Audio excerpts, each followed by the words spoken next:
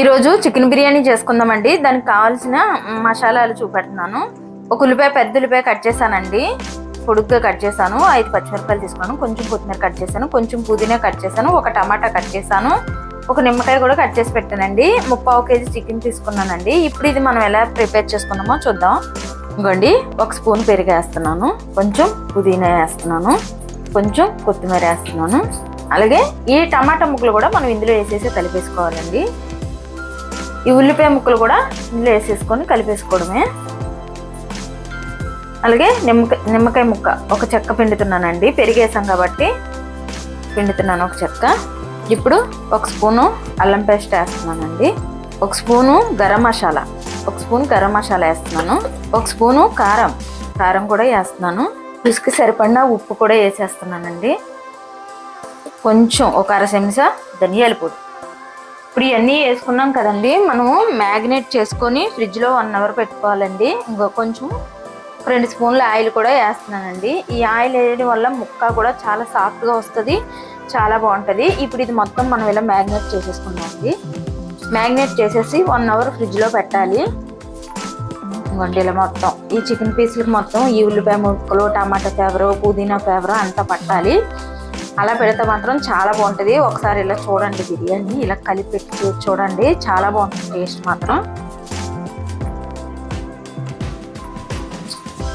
ఇంకోండి, ఇంక ఇలాగ అంతా మ్యాగ్నేట్ చేసేసాం కదా, ఇలా ముక్కలు పట్టేసి ఇలాగ మసాలాలు అంతా పట్టించేసాం కదా, 1 అవర్ ఫ్రిడ్జ్లో పెట్టేద్దామండి. ఇప్పుడు ఇది మూత పెట్టేసి ఫ్రిడ్జ్లో పెట్టేద్దాం. ఇంకోండి, గంట అయిపోయింది కదా, ఇప్పుడు మనము బిర్యానీ పోపు వేసేసుకుందామండి. ఇంకోండి, బిర్యానీకి కుక్కర్ పొయ్యి మీద పెట్టానండి. కుక్కర్ పొయ్యి మీద పెట్టి 1 స్పూను నెయ్యి వేస్తున్నానండి, కొంచెం 3 స్పూన్లు నూనె కూడా వేస్తున్నాను. 1 స్పూన్ నెయ్యి, 3 స్పూన్లు నూనె వేసానండి నేను. ఇంకోండి, బిర్యానీ మసాలాలు 1 స్టార్ పువ్వు తీసుకున్నాను, కొంచెం జాపత్రి తీసుకున్నాను, ఒక 5 లవంగాలు తీసుకున్నానండి, కొంచెం దాల్చిన చెక్క, 3 ఇలాచి, కొంచెం బిర్యానీ ఆకు, ఈ మొత్తం వేసేసుకొని కలుపుకుందామండి. అలాగే కొంచెం సాజీరా, 1 స్పూన్ సాజీరా.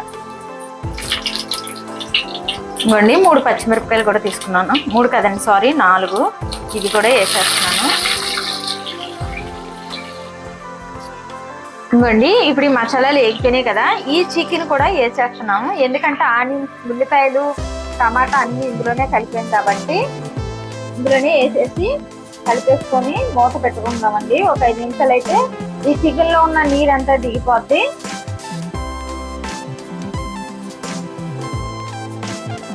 5 నిమిషాలు మూత పెడదామండి.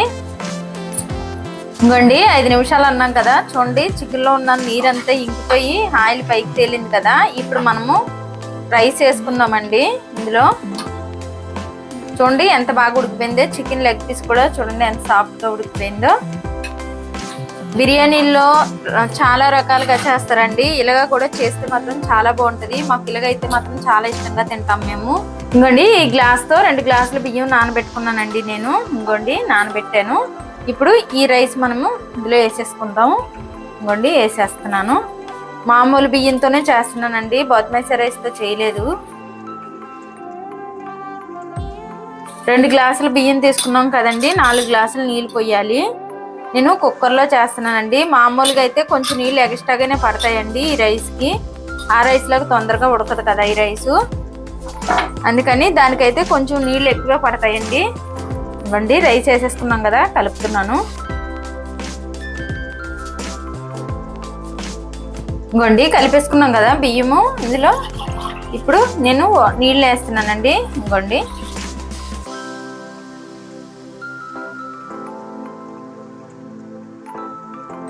ఇవ్వండి 4 గ్లాసులు నీళ్ళు పోసేసుకున్నాం కదా, ఇలా కలుపుకొని విజిల్ పెట్టుకోవాలండి. 3 విజిల్ అయితే ఉడికిపోతుందండి. విజిల్ ఎక్కువ పెట్టకండి, మళ్ళీ పీస్ మెత్తగా అయిపోతుంది. 3 విజిల్ అయితే ఉడికిపోతుందండి ఈ రైసు. ఇవ్వండి, అంతా కలిపేసుకున్నాం కదా, ఉప్పు కానీ సరిపోతే చూసి వేసుకోవడమేనండి. వేసుకొని విజిల్ పెట్టేసుకోవడమే. 3 విజిల్ పెట్టేసేయండి. ఇవ్వండి, 3 విజిల్ అన్నాం కదా, ఇప్పుడు చూస్తున్నాను చూడండి, విజిల్ తీసేసాను. ఇవ్వండి, హెమ్మీగా బిర్యానీ రెడీ అయిపోయిందండి. చూడండి ఎంత బాగా వచ్చిందో, పొడి పొడిలాడితే ఎలా వచ్చిందో చూడండి. అన్నం కూడా చాలా బాగా వచ్చింది, పీసులు కూడా చాలా సాఫ్ట్గా ఉడికే చూడండి. ఇవ్వండి,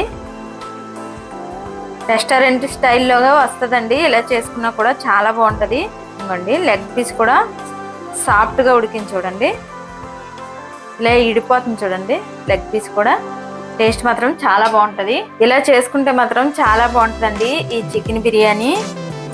మామూలుగా ఉల్లిపాయలు ఏపి కూడా చేస్తారు, అలాగా చేస్తారు, ఇలాగా చేస్తారండి. ఇలా చేసిన టేస్ట్ మాత్రం చాలా బాగుంటుంది.